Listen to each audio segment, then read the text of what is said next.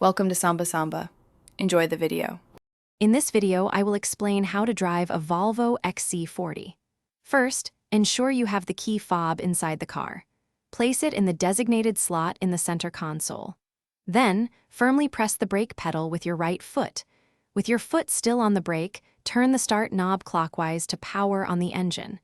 You'll hear the engine start and the dashboard lights illuminate.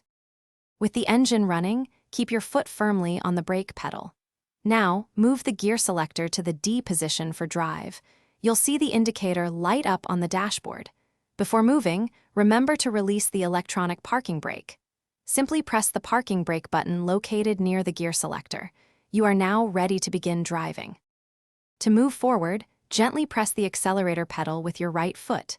Increase pressure gradually to gain speed. When you need to slow down or stop, smoothly apply the brake pedal.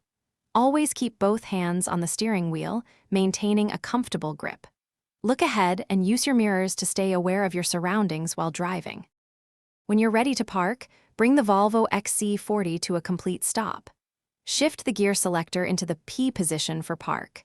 Then, engage the electronic parking brake by pulling up on its button.